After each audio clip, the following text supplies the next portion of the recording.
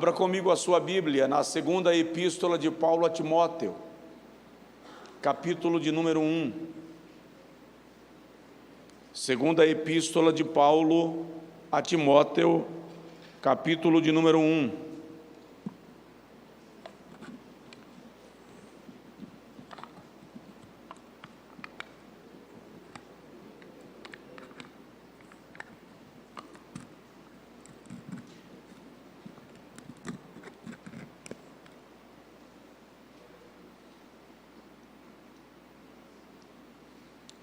Versículo de número 4 e 5, do 4 ao 6, e eu vou me ocupar de alguns versículos desse texto. Então, se o irmão quiser deixar a sua Bíblia aberta neste texto, deixe-a para que o irmão acompanhe comigo a exposição bíblica. E se você tiver o bom hábito de anotar, de escrever, de rabiscar, pega a caneta. Faz isso, é um hábito saudável e te ajuda a arquivar as informações que serão compartilhadas. Segunda carta de Paulo a Timóteo, capítulo 1, versículo 4, Paulo diz: lembrando-me das tuas lágrimas, desejo muito ver-te, para me encher de alegria, trazendo à memória a fé não fingida que há em ti, a qual habitou primeiro em tua avó Lóide e em tua mãe Eunice, e estou certo de que habita também em ti. Por essa razão te lembro que despertes o dom de Deus que há em ti pela imposição das minhas mãos. Olha o 7. Porque Deus não nos deu o espírito de covardia, mas de poder, de amor e de moderação. Diga amém. Agora diga comigo: Senhor Jesus, fala comigo. Amém. Meus amados, o tema do congresso é separados para Deus. Deixa eu falar dentro desse tema, e eu quero usar apenas a primeira expressão: separados. Separados. No Antigo Testamento há uma palavra muito comum, que é nazir. O vocábulo nazir literalmente significa separado, fazendo referência àqueles que eram consagrados exclusivamente para Deus. Nós conhecemos com mais frequência a palavra nazireu, visto que Sansão era um nazireu de Deus. A palavra nazireu vem de nazir, aquele que foi separado, aquele que foi consagrado, aquele que decidiu consagrar-se para uso exclusivo de Deus. Na língua portuguesa, estas expressões perdem um pouco da sua profundidade. Lamentavelmente, além da nossa cultura trabalhar muito com a superficialidade, quando se compara com a prática de aprofundamento, de busca pela espiritualidade do oriental, por exemplo, o termo ou os termos no Brasil acabam não ganhando o mesmo peso, a mesma eficiência que quando você busca na raiz. Por que estou dizendo isso? Para te falar que um nazir não poderia ser usado por Deus e usado pelo diabo, não poderia agradar a Deus e agradar ao diabo, não poderia ser da Assembleia dos Santos e participar de altares profanos. Um nazir não poderia manquejar entre dois pensamentos, não poderia prestar cultos a deuses diferentes. Ele era consagrado exclusivamente para Deus. O tema é um tema forte, é um tema desafiador, porque deixa muito claro que eu e você não podemos ser de Deus e ser do diabo, não podemos ser da igreja e ser do mundo, não podemos caminhar para o céu fazendo coisas que levam para o inferno. É isso que significa a expressão separados para Deus. Essa semana eu atendi ao telefone uma moça que lidera ministério de louvor numa igreja, e ela me disse que está apavorada, porque muitas vezes ela tem a sensação de que ela parece que vai ficar possessa de demônios, mesmo enquanto ministra no altar. E eu disse para ela: o Espírito Santo habita em você, filha? E ela disse: sim, pastor, o Espírito Santo habita em mim, eu sou cheia do Espírito Santo. Eu disse a ela: então não há o menor risco de você ficar possessa de demônios. Por quê? Porque os demônios não entram em templo onde o Espírito Santo habita. Você foi separado para Deus. Satanás não tem acesso, não tem permissão para governar, atuar, dominar a tua vida, porque você pertence ao Senhor. Quando nós caminhamos das páginas do Antigo Testamento, nós encontramos outros homens que foram nazireus, separados para Deus. Entre eles nós poderíamos lembrar de Jeremias. O Senhor diz a Jeremias: antes que saísses da madre, eu te santifiquei. Às nações te dei por profeta. A expressão aponta para Sansão, que já nasce como nazireu de Deus. A mesma expressão é usada para falar de João Batista, nazireu de Deus, separado desde o ventre da sua mãe como profeta, para ser precursor, antecipador, aquele que prepararia o caminho para a apresentação e para a manifestação do Messias. Ou seja, Nazir ou Nazireu é aquele que foi separado para um propósito específico, e ele não pode variar deste propósito, não pode caminhar na perspectiva de agradar a Deus e de desagradar a Deus. O Nazir sabe que a razão da sua existência é a glória de Deus, é a alegria de Deus, é o louvor de Deus, é o cumprimento do propósito de Deus. Portanto, ser separado para Deus, que é o tema e o nome desse congresso, nos desafia para assumirmos uma vida de exclusividade, assumirmos uma vida na qual Deus é o único ser que atua, que governa, que é louvado, que é glorificado. Quando nós chegamos na epístola de Paulo a Timóteo, porque você pode perguntar o que isso tem a ver com o texto que nós lemos, nós vamos encontrar Paulo escrevendo a Timóteo uma das principais cartas individuais, chamada de carta pastoral. O apóstolo escreve a Timóteo 2 cartas. Nelas, Paulo discorre desde o propósito do seu chamado até os desafios que nós enfrentaremos na vida, enquanto aguardamos a manifestação da glória de Jesus Cristo, que virá para arrebatar a sua igreja. Observe que nesse texto em específico, Paulo orienta Timóteo a viver uma vida piedosa, uma vida santa.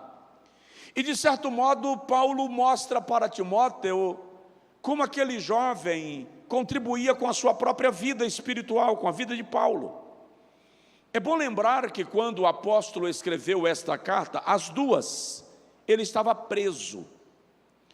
Na segunda carta em particular, Paulo já estava preso e condenado. A sua sentença já havia sido emitida por Nero. Paulo sabia que iria morrer, ele seria executado. E em Roma, quando o indivíduo era sentenciado à morte, a data da sua execução não era marcada. Depois da sentença, a execução poderia acontecer a qualquer hora. No meio da noite, o guarda poderia abrir a porta da cela e dizer: você vai ser executado agora. Então, o indivíduo não tinha expectativa de vida mais. Não havia projeção, não havia o que esperar, nem como esperar. Agora, escrevendo a segunda carta a Timóteo, Paulo começa a mostrar àquele jovem características de alguém que de fato foi separado para Deus, alguém que decidiu servir a Deus exclusivamente. Sabe o que é interessante? Esse conceito de separação trabalha com o princípio da liberdade. Não é porque alguém te consagrou a Deus, é porque você decidiu ser consagrado a Deus. É diferente do mundo, quando o indivíduo serve ao diabo por escravidão. Ele é escravo do pecado. Nesse texto, Paulo deixa muito claro que essa ação de separação indica que o indivíduo, por conta própria, por consciência, no uso da liberdade, decidiu consagrar-se, separar-se, dedicar-se exclusivamente a Deus. Provoca seu vizinho, por favor, e diz para ele: você não é forçado. Você não é forçado. Deus não aceita nenhum ato de consagração a Ele que seja movido por força. Em Lucas capítulo 9, versículo 23, ele diz assim: se alguém quiser. Eu acho esse versículo bastante afrontoso. Esse versículo é desafiador, porque quando Jesus diz, se alguém quiser, Ele está dizendo, não estou forçando ninguém. Não estou nem chamando, estou lhe dando o direito de querer vir. Se você não quiser, é como se Jesus dissesse, se você não quiser caminhar comigo, o peso dessa diferença será sobre você mesmo e não sobre mim. Então é uma decisão pessoal. Paulo vai destacar em Timóteo marcas de alguém que foi separado para Deus. No capítulo de número 1, Paulo diz, a primeira marca de alguém separado para Deus é quebrantamento. Diga comigo, quebrantamento. Observe o seguinte, quebrantamento aponta para duas percepções. Versículo de número 4, Paulo diz assim, estou preso, serei executado. Nos meus dias de aflição, eu me lembro das tuas lágrimas, para me encher de alegria. Olha que paradoxo. Paulo está dizendo a Timóteo, as tuas lágrimas me alegram. As tuas lágrimas me trazem regozijo. Só há como entender isso em duas perspectivas. Primeiro, somente uma pessoa de fato quebrantada experimenta o genuíno arrependimento. Então, quando alguém é separado para Deus, o arrependimento faz parte da sua história, faz parte da sua vivência. É óbvio que arrependimento é uma operação do Espírito Santo em nós. Ninguém é tão bom, ninguém é tão santo que se arrependa por conta própria dos seus pecados. É quando nós damos lugar à ação do Espírito de Deus em nós, produzindo em nós incômodo pelo pecado, que o arrependimento acontece. Mas isto só é possível em uma pessoa quebrantada. A Bíblia Sagrada diz no Salmo de número 51, versículo de número 14, o salmista diz, o sacrifício agradável a Deus é um coração quebrantado. E é um coração quebrantado e contrito, Deus não desprezará.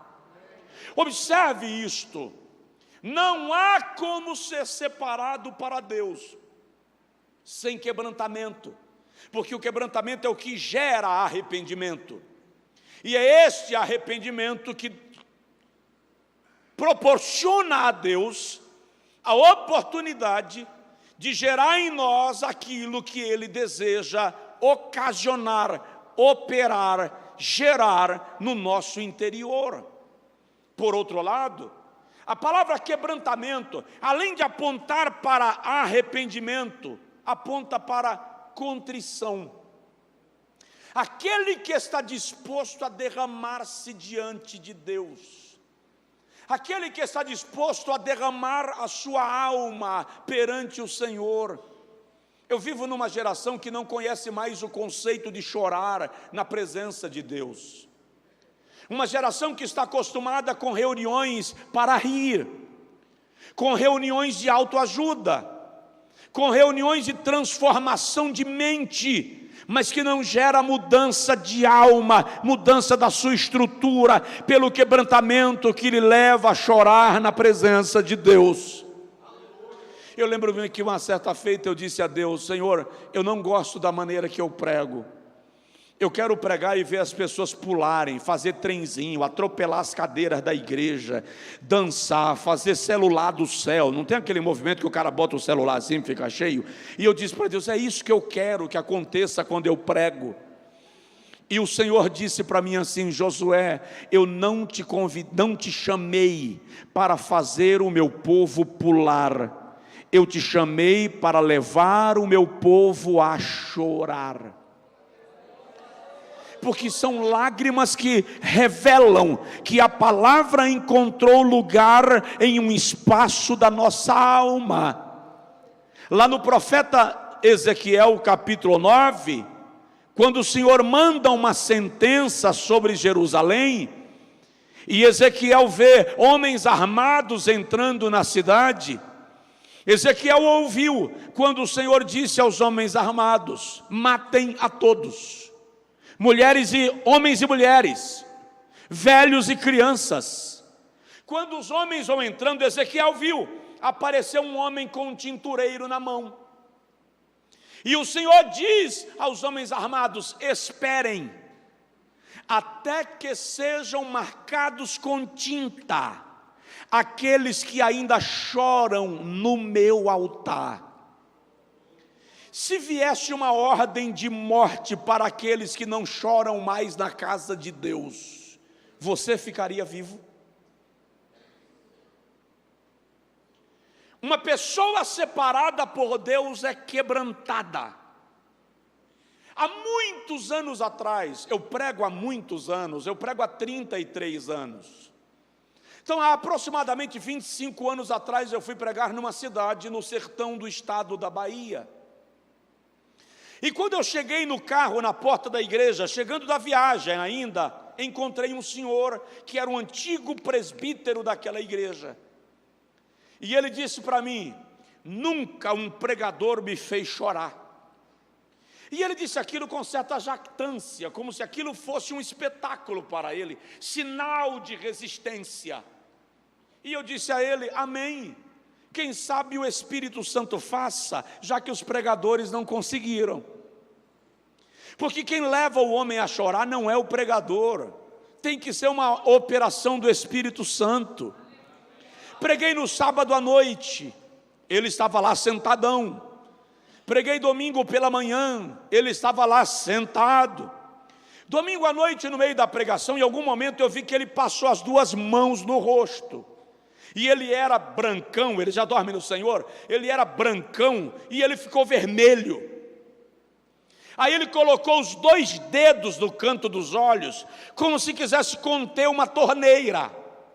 E as lágrimas encheram os olhos e caíram pelo outro lado. E ele chorava, e chorava, e chorava. E eu preguei e ele chorava. E eu terminei de pregar e ele chorava. E o pastor terminou o culto e ele ainda chorava. Os irmãos foram embora e ele chorava. A esposa dele chegou, pegou no braço e disse assim: vamos embora, Joaquim, o culto já terminou. E ele saiu da igreja chorando por todos os anos que ele não chorara na presença de Deus. Uma pessoa separada para Deus chora, se quebranta, se derrama, mergulha na face do Senhor e sente a sua presença gloriosa. Você pode dar glória a Deus e aleluia.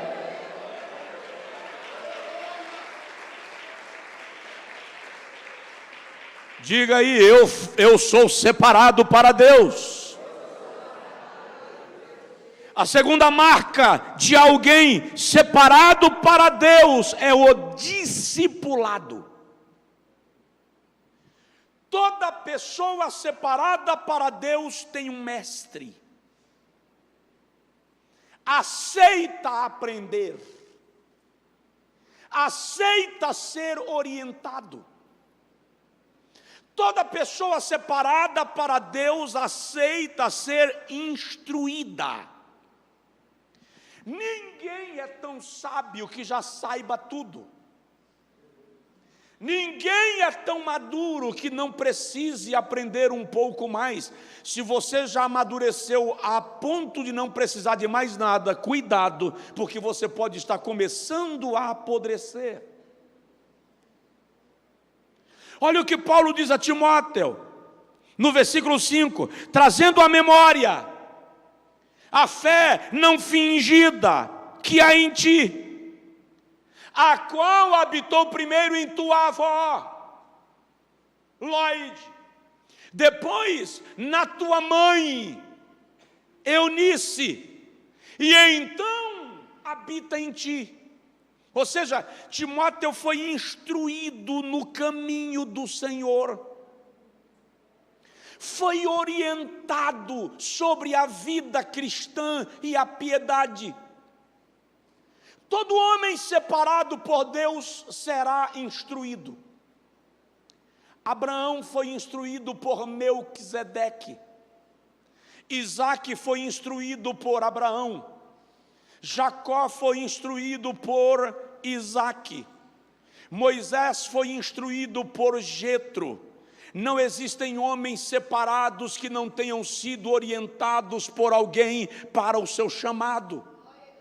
Alguém me entendeu? Diga amém. Amém. Jesus diz em João 15,16: não vos escolhestes vós a mim, mas eu vos escolhi a vós. Vamos entender o versículo? No contexto da Judeia, quando alguém queria seguir um mestre, ele resolvia participar de algumas escolas, ouvindo aulas desse rabi. Então ele ia na aula do rabi Neto, assistia à aula para assimilar o conteúdo.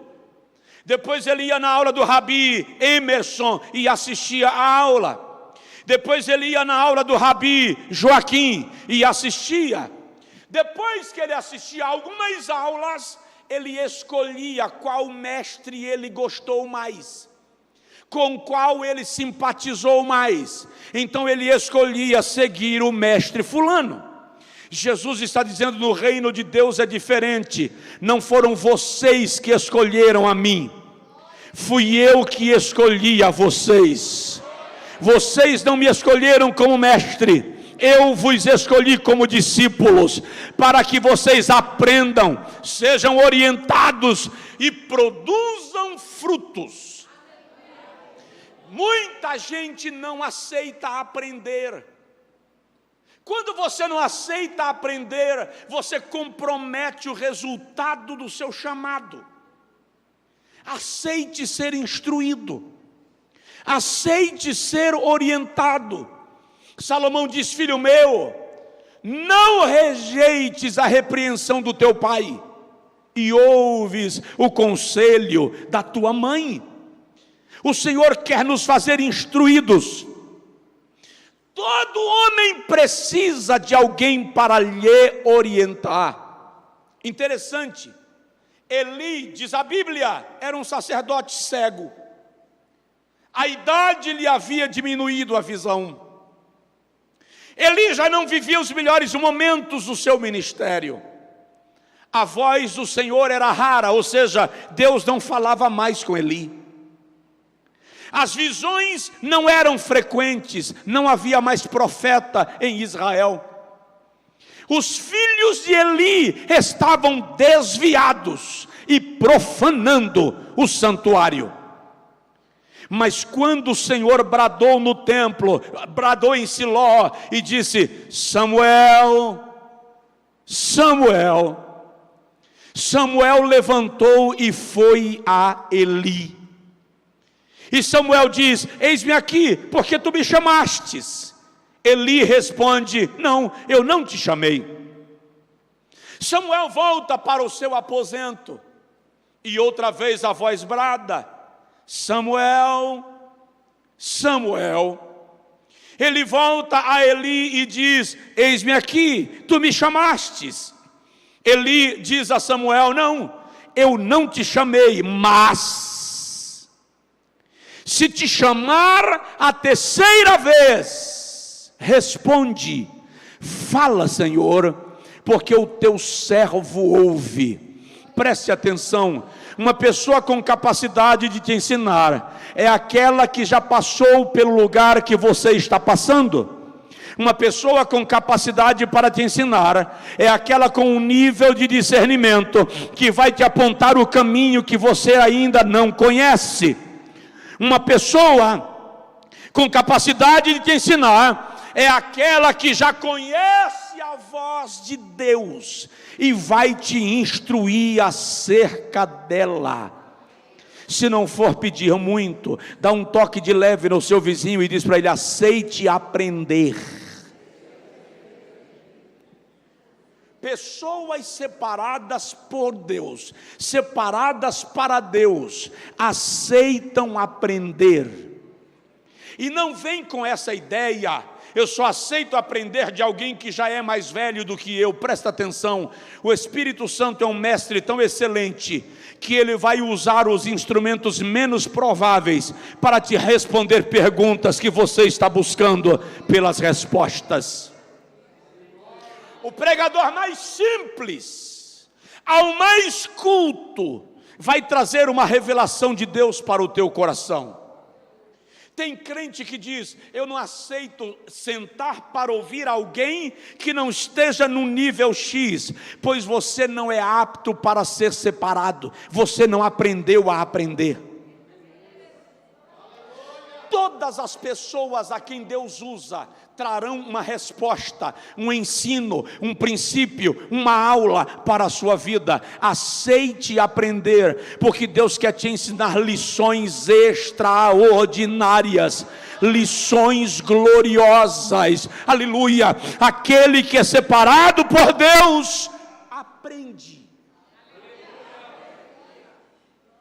Interessante, chamaram Jesus de Filho de Deus, e ele não respondeu confirmando: tu és o Filho de Deus? Se tu és o Filho de Deus. Quiseram fazê-lo rei e ele rejeitou. Chamaram-no de bom e ele contestou. O único título que Jesus nunca rejeitou foi o título de mestre. Porque a vida cristã é pedagógica. A vida cristã é de aprendizado. A vida cristã é de desenvolvimento no conhecimento da palavra de Deus.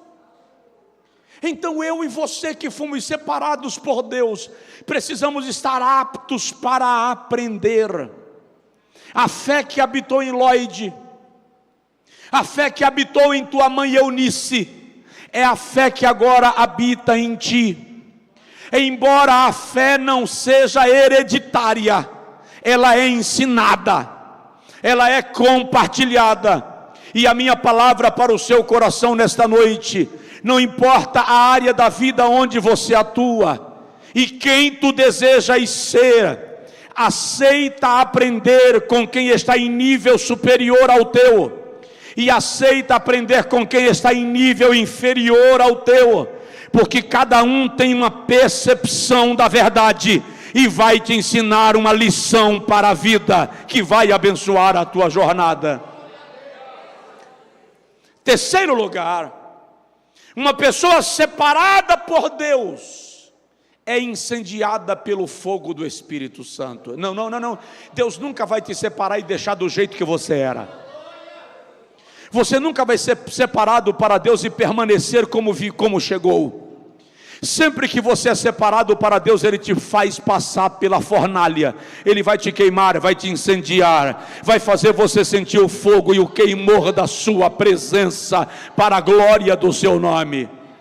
Olha o que Paulo diz a Timóteo no versículo 6: por esta razão te lembro que despertes. Na versão que está ali na tela diz: reavives o dom de Deus que há em ti, pela imposição das minhas mãos.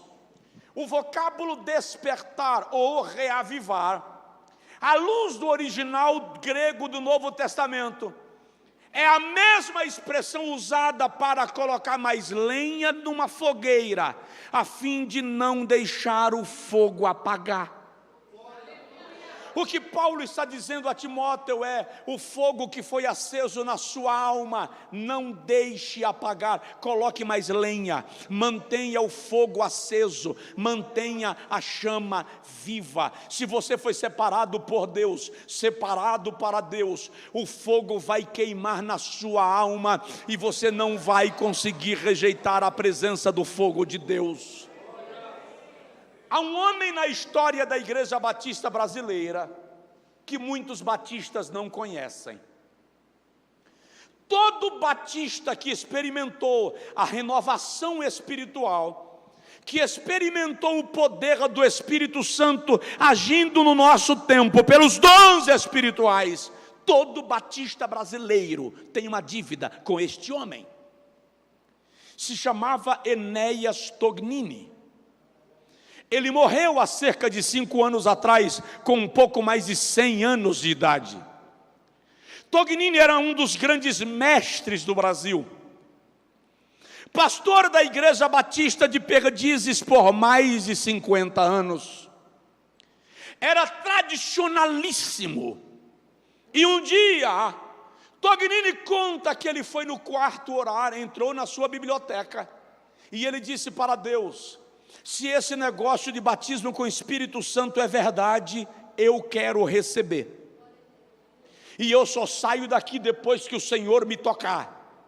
Porque se não for verdade, eu me tornarei o maior inimigo dos pentecostais nesse país. E Tognini entrou em oração pela manhã. E ele testemunha que quando chegou meio-dia, orando, nada havia acontecido. Ele continuou em oração durante toda a tarde e nada aconteceu. A noite chegou, Tognini estava de joelhos e não aconteceu nada.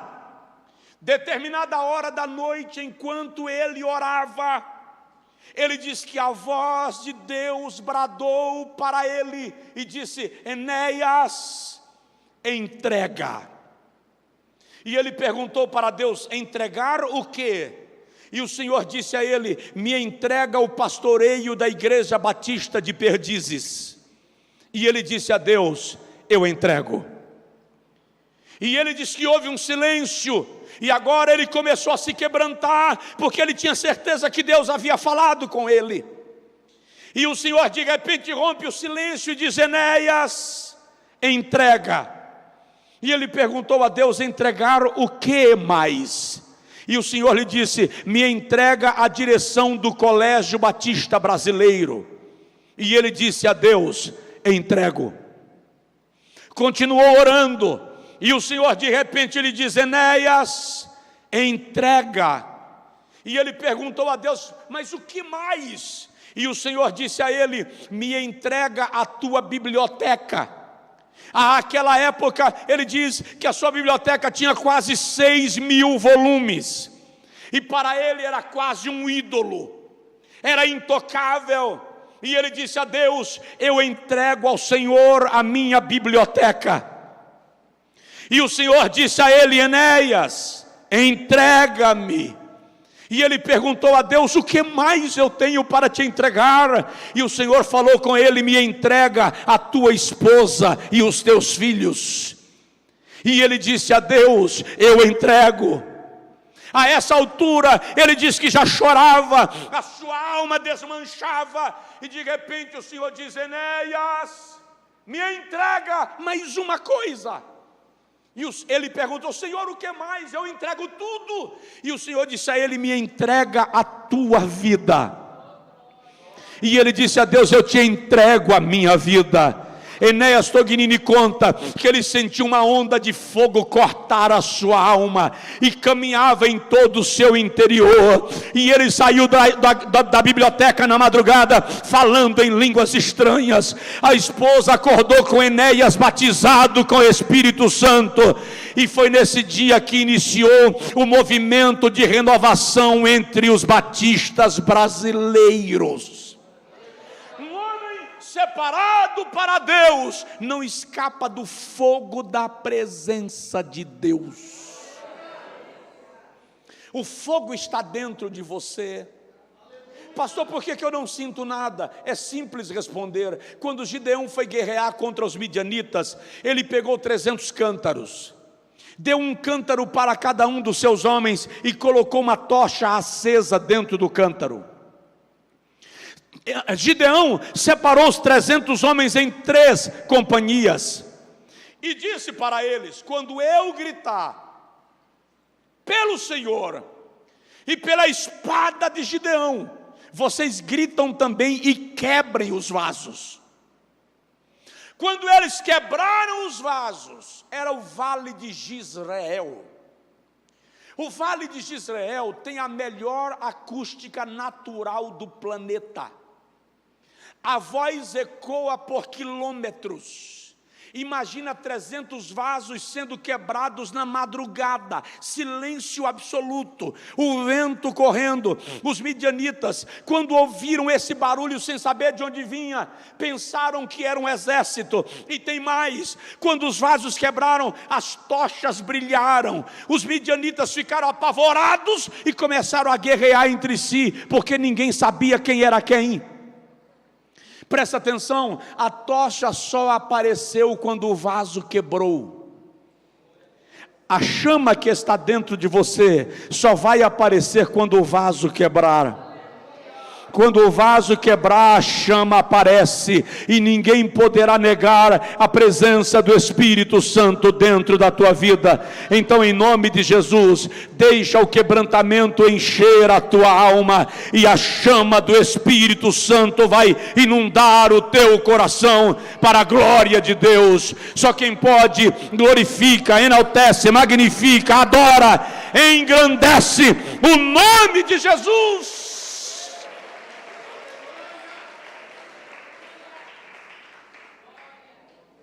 Você foi separado para Deus, então a chama está dentro de você. Crente separado para Deus é quente. Eu não estou falando de ser pentecostal ou ser tradicional. A questão não é ideológica, a questão é espiritual. Eu estou falando de o fogo está queimando dentro do seu coração. O Espírito Santo vai inquietar a tua alma pelo fogo da sua presença quando você é separado para Deus. Há uma chama que arde dentro de você. 2 discípulos no caminho de Emaús conversavam com Jesus sem reconhecê-lo. Quando chegaram em Emaús, Jesus entra na casa e na hora do partir do pão, Jesus ora e eles então percebem que se trata do Mestre e voltam correndo para Jerusalém. E olha o que eles dizem um para o outro: porventura o teu coração não queimava quando ele nos abria e nos explicava as Escrituras? Querido, quando o crente é separado para Deus, o seu coração queima. Quando a palavra de Deus é gerada na sua vida, quando a palavra de Deus é ministrada na sua alma, aleluia. Dá um toque aí no irmão do seu lado e diz para ele: deixa o coração queimar pela presença de Deus. Deixa o coração queimar pela presença de Deus.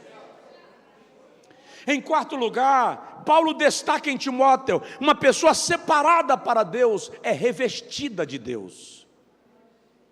Você não pode ser separado para Deus e andar desprotegido no mundo. Presta atenção, o mundo é um território, e é um território espiritual, e o mundo é um território que tem um príncipe. Jesus chama Satanás de o príncipe deste mundo. Você não pode andar nesse território sem estar blindado pelo poder de Deus, sem estar cheio do poder do Espírito Santo.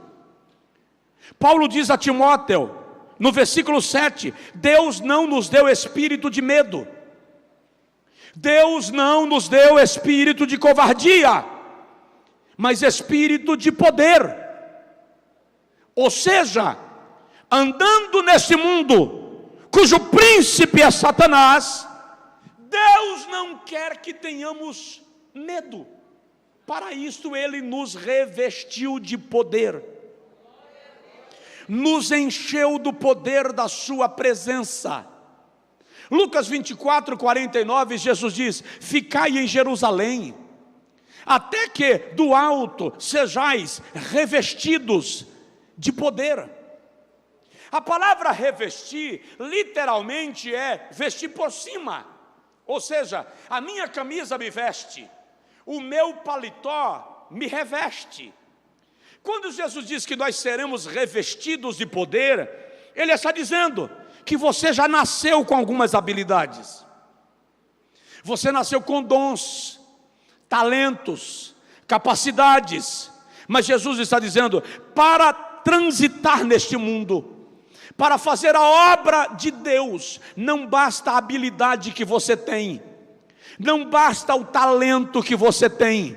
Então Jesus está dizendo, eu vou cobrir vocês com o meu poder, e vou capacitar, potencializar, levantar, revestir, autorizar. E agora não será mais a tua capacidade, nem a tua habilidade, mas o poder de Deus operando na tua vida, que vai fazer o que Deus determinou que seja feito.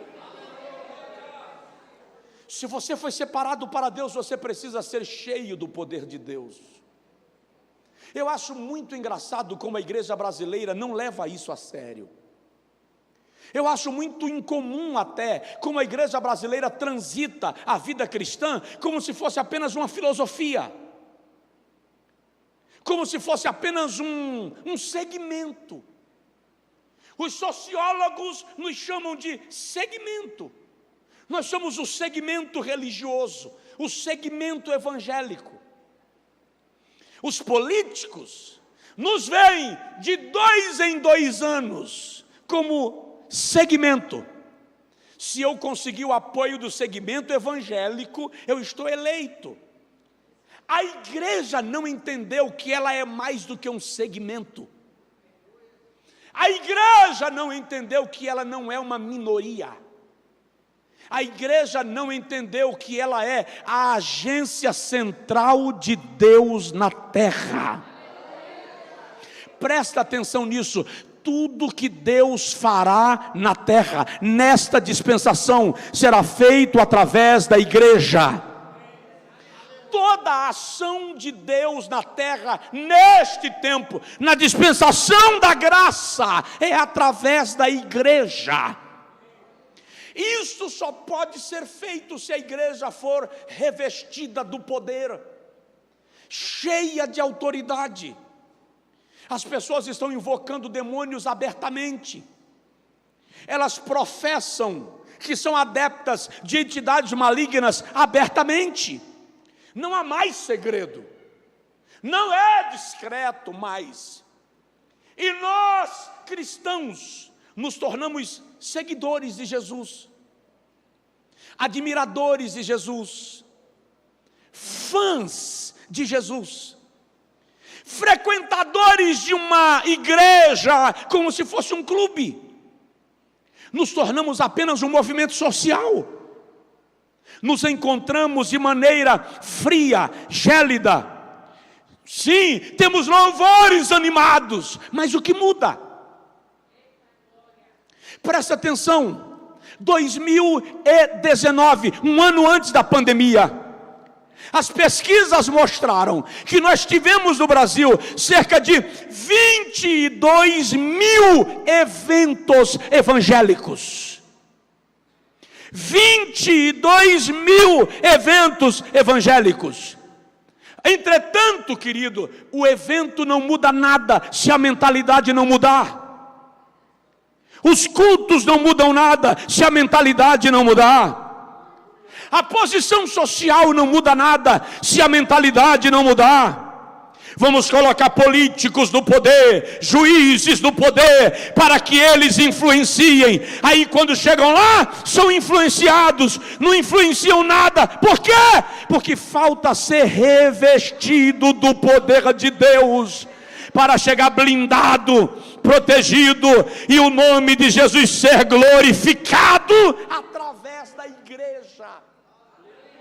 Mas pelo amor de Deus, não culpe o deputado, não culpe o ministro, não culpe o prefeito ou o governador que é crente e não consegue mudar nada.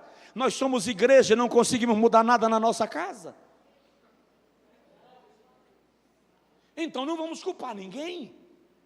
Não mudamos nada em nosso bairro. Não mudamos nada na rua que a gente mora. Por quê? Porque nós somos revestidos da religião. E nós precisamos nos despir dela e nos revestir do poder de Deus. Porque é o poder de Deus que vai gerar o impacto que a nossa vida precisa gerar na terra. Só quem me ouve pode dar glória a Deus. Diga glória a Deus e aleluia. Agora diga comigo assim, pastor Josué. Não, assim não, pastor Josué. Pode parar.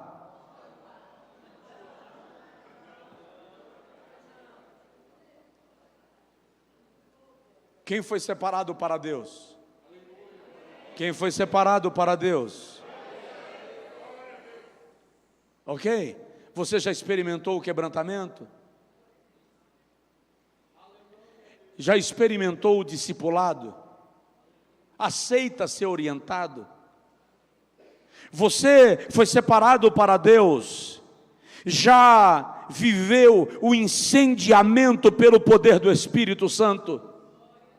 O fogo queima em você, não se engane. Tem gente que pula, salta, faz pirueta e não é fogo do Espírito Santo queimando. Tem gente quietinha na igreja, que o fogo está queimando no seu coração. Não confunda o fogo do Espírito com apresentação, com performance. Eu ainda não conheci ninguém que ore mais do que a minha avó paterna orava. Eu ainda não conheci. A minha avó orava de 7 a 8 horas por dia. Eu só ouvi a minha avó falando em línguas estranhas uma vez. Não, ela não era pregadora. Não, ela não tinha título de missionária. Não, a minha avó não era uma mestra do evangelho. Ela era leiga, indouta, cristã simples, mas que vivia na presença de Deus. Eu a ouvi profetizar algumas vezes, sem falar em línguas, porque nós achamos que Deus só vai falar em profecia quando o vaso chega perto de nós, dá uma sapateada, uma rajada de línguas, aí a gente diz, agora Deus vai falar. Deus usava a minha avó e falava com as pessoas numa conversa normal. Ela conversando, o Senhor começava a falar. Se o indivíduo não estivesse atento, não perceberia a voz de Deus falando com ele. Então não confunda fogo com manifestação externa. O fogo do Espírito queima o pecado, o fogo do Espírito queima o coração, o fogo do Espírito incendeia a alma, o fogo do Espírito leva a oração, o fogo do Espírito leva a mudança de caráter, o fogo do Espírito abre porta para que o poder de Deus seja derramado sobre a nossa vida. Quinto lugar, e eu encerro, uma pessoa separada para Deus é convicta. Olha o que Paulo diz a Timóteo no versículo 8: portanto, não te envergonhes do testemunho de nosso Senhor, nem do seu encarcerado. Paulo estava preso, nem de mim, que sou prisioneiro. Pelo contrário, participa comigo dos sofrimentos a favor do Evangelho. Segundo o poder de Deus, Paulo está dizendo, não te envergonhes. Se você foi separado para Deus, você não sente vergonha do Evangelho. Se você foi separado para Deus, você não sente vergonha da sua fé. Muitos crentes se sentem envergonhados de professarem a sua fé na sala da universidade, da faculdade. Não professam a sua fé no local onde trabalham. Não professam a sua fé na sua família, porque não têm convicção daquilo que se tornaram, daquilo que são. Paulo diz: não te envergonhes. Jesus diz: se alguém me confessar diante dos homens, também eu o confessarei diante do meu Pai e dos seus santos anjos. Mas se alguém me negar diante dos homens, também eu o negarei diante do meu Pai. Observe, se ele me confessar, eu o confessarei diante do meu Pai e dos anjos. Se ele me negar, eu também o negarei diante do meu Pai. Eu nem faço menção dele para os anjos. Para os anjos ele nem existe. Como anda a nossa convicção de fé? Qual o nível da tua certeza de vida cristã? Você de fato segue a Cristo ou apenas frequenta a igreja? As verdades do Evangelho fazem sentido na tua alma? Ou você gosta apenas da filosofia do Evangelho? Tem um bocado de gente fazendo eventos Brasil afora, para treinar pessoas para o seu desenvolvimento pessoal. Usam a Bíblia como referência, mas não usam a Bíblia como experiência. Extraem da Bíblia verdades como se fossem meras filosofias, mas não colocam essas verdades em prática para a transformação diária do indivíduo. Como anda a tua convicção?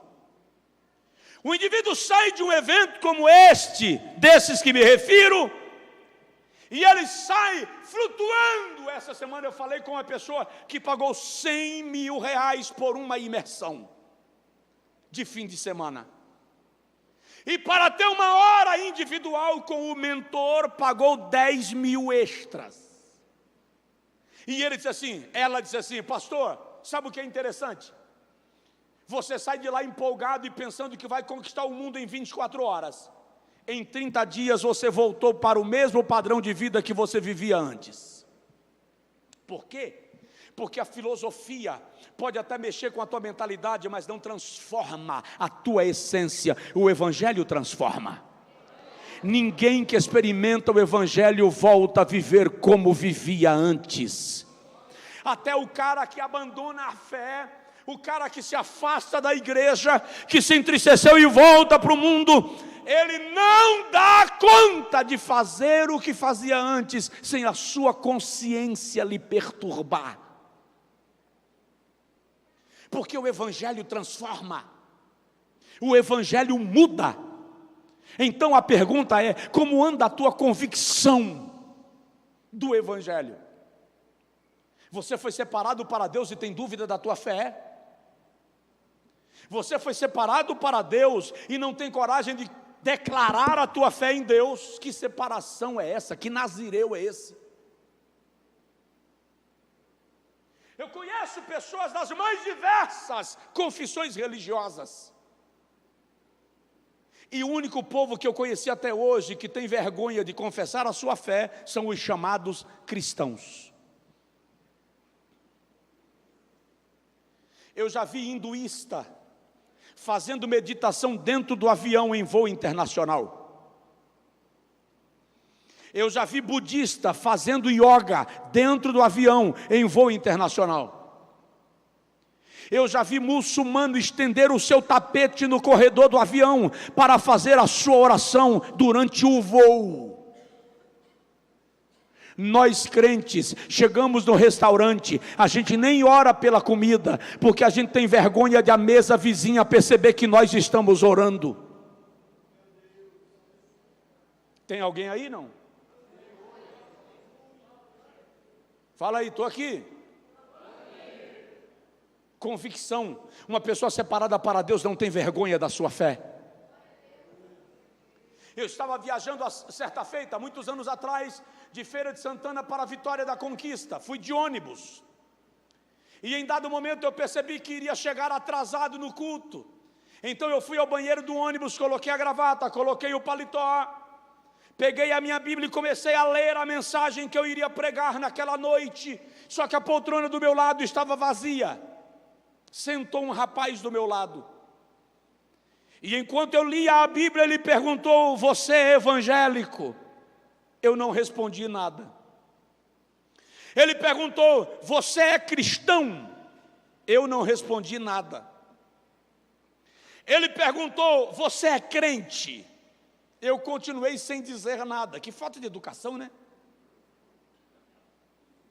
Aí ele disse: você é Quando ele ia falar protestante, eu fechei a Bíblia e disse: sim, eu sou evangélico, sou cristão, sou crente, sou protestante. E ele disse: você não se sente envergonhado de abrir a Bíblia dentro de um ônibus, na frente de pessoas que você não conhece, e ler a Bíblia na frente de todo mundo? Eu perguntei para ele: você professa algum credo religioso? Ele me disse: sou kardecista. Uma maneira culta de dizer sou espírita. E eu perguntei para ele: você me conhece de onde? Ele disse: não te conheço. E eu perguntei: e você não se sente envergonhado de olhar para um estranho e dizer que é espírita? Ele balançou os ombros e disse: não, por que eu me sentiria? Eu disse: amigo, se você não se sente envergonhado de dizer que você invoca o espírito de alguém que morreu e está lacrado debaixo da terra, porque eu teria vergonha de te dizer que eu confesso aquele que ressuscitou dentre os mortos e está sentado à direita de Deus. Não te envergonhes, não te envergonhes, não te envergonhes. Declare a sua fé em Cristo Jesus, nosso Senhor. Aleluia. Eu poderia te dizer mais coisas, mas eu teria que te levar a um horário que eu não gostaria de fazê-lo. Por isso eu te digo, coloque em prática o que falei aqui. Se você é separado para Deus, viva como tal. E eu concluo dizendo: se você é separado para Deus, se torne íntimo de Deus. Paulo diz no versículo de número 12: por esta razão sofro, mas não me envergonho, porque eu sei em quem tenho crido. A expressão eu sei em quem tenho crido significa eu conheço, eu sei quem Ele é. Eu não o sirvo por influência, eu não o sirvo por empolgação, eu me relaciono com Ele. Tem muita gente nas igrejas, mas que não se relacionam com Deus. Vão à igreja por tradição, vão à igreja porque receberam da família o hábito, vão à igreja porque eram católicos e iam à missa, se tornaram evangélicos, vão ao culto, ficam apenas cumprindo tabela. Paulo diz: eu o conheço, eu sei quem Ele é. Deixa eu te trazer uma notícia: Deus quer ser teu amigo íntimo. Deus quer se relacionar contigo. Deus quer o direito de falar com você. Eu acho que aqui em Brasília não deve haver isso, mas em algumas regiões do Brasil, inclusive na Bahia, alguns crentes desenvolvem o hábito de irem para as casas dos profetas para consultar o profeta. Vão em alguns cultos, porque lá no culto vai estar o profeta tal, aí o camarada vai lá porque Deus vai usar o profeta para falar com ele. Na internet está cheios de profetas revelando pelas lives. Em compensação, em casa está um bocado de crente frustrado porque a revelação não se cumpriu. Deixa eu te falar, Deus não precisa de intermediário para falar com você. Sim, Ele pode usar pessoas, mas essa não pode ser uma condição. Deus quer ser tão íntimo teu, que Ele consiga conversar contigo na tua casa, na tua cama, Deus quer ser tão íntimo teu, que eu estou aqui pregando, Ele está falando com você, e você está entendendo aquilo que Ele está dizendo exatamente na área que você precisa ouvir.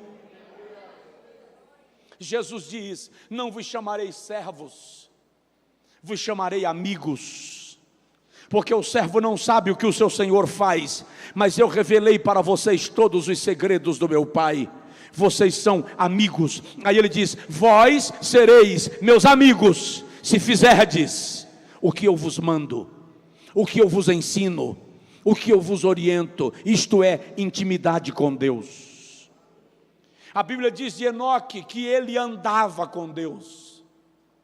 A Bíblia diz de Noé que ele andava com Deus. A Bíblia diz de Abraão que ele era amigo de Deus.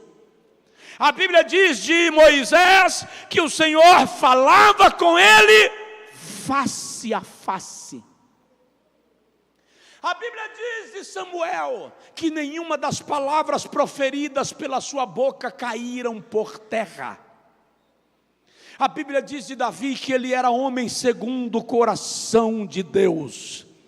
A Bíblia diz de nós: não vos chamarei servos, vos chamarei amigos, disse Jesus. Provoca seu vizinho e diz para ele: você pode ser amigo de Deus. Se coloca de pé, por favor. Eu quero orar contigo, porque você foi separado para Deus.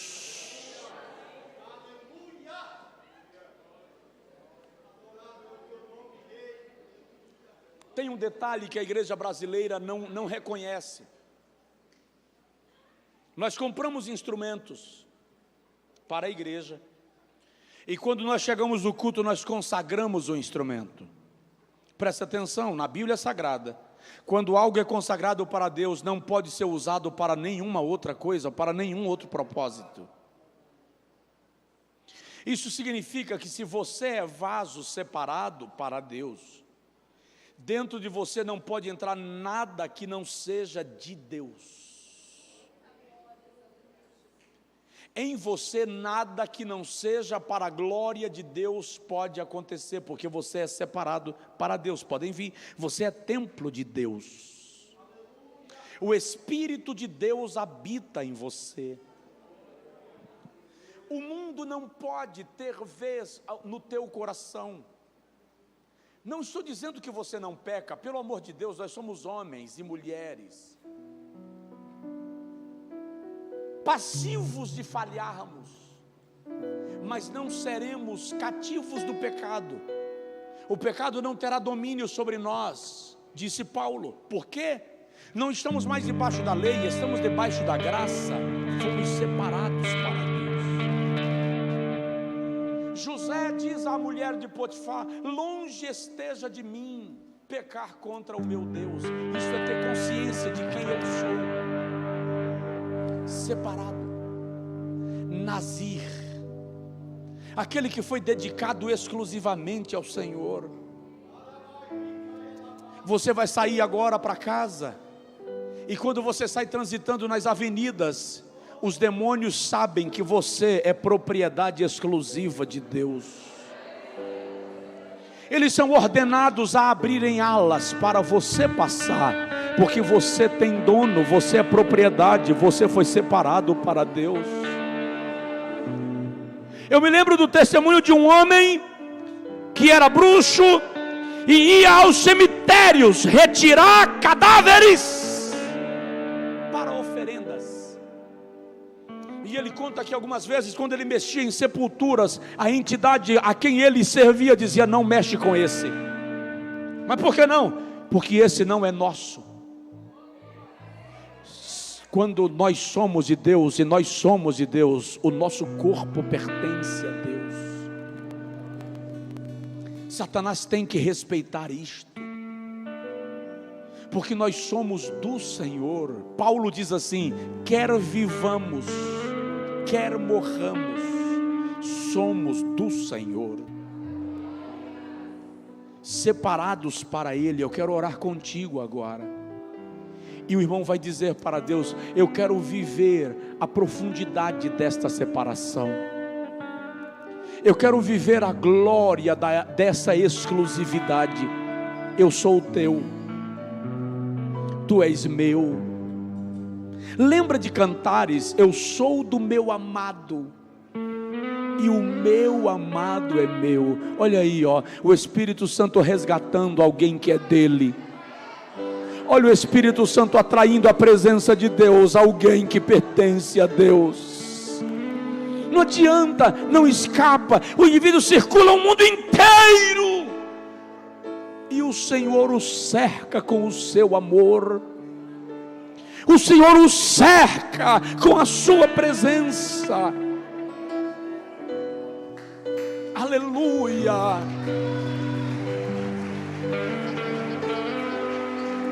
Porque você pertence ao Senhor,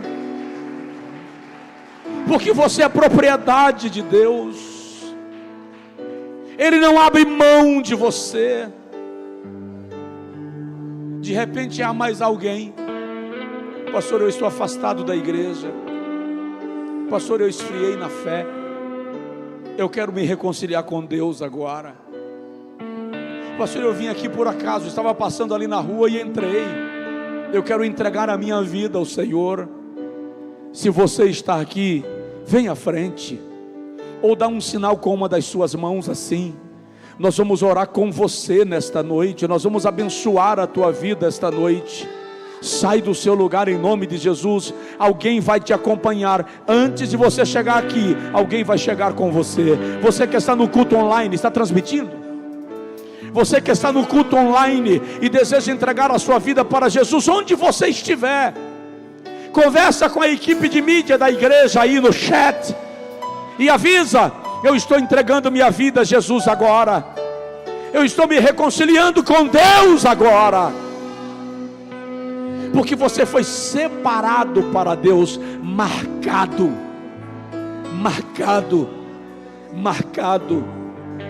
Eu vou te dizer o que eu disse para uma jovem uma certa feita. Eu estava evangelizando-a e ela me disse: eu não quero o seu Jesus. E eu disse para ela: mas o meu Jesus quer você. Ela disse: eu não tenho interesse no seu Jesus. E eu disse: mas o meu Jesus tem interesse em você. E eu disse para ela: se você não vier na rede, você vem no anzol, mas você vem. Eu digo isso para você agora: vem na rede. Vem na rede. Você foi separado, Deus quer você. Se você não vier na rede, não vai demorar muito, Ele vai lançar o anzol. No anzol dói, mas você vem. Se tem mais alguém que deseja sair do seu lugar, eu vou orar por esses jovens, vou orar contigo, e nós vamos dizer ao Senhor: eu sou teu, tu és meu, eu sou do meu amado, o meu amado é meu. Eu quero viver a glória dessa exclusividade. Pai, em nome de Jesus, tua palavra foi pregada. Aplica esta palavra, Senhor. Outras jovens estão vindo ao altar para receberem a oração. Nós os consagramos a Ti, Senhor. Nós consagramos ao Senhor a vida destas moças. Nós consagramos ao Senhor a vida desses rapazes. Eles estão sendo separados para Deus, separados para uso e posse, exclusividades do Senhor. Nós oramos agora para que cada cristão, para que cada irmão, cada irmã, aqueles que estão aqui no templo, aqueles que estão em casa acompanhando o culto online, que cada um de nós viva a experiência gloriosa desta exclusividade de sermos separados para o Senhor. Enche esta casa agora de alegria pela presença do Espírito Santo. Que o nosso coração seja renovado nesta noite, Senhor.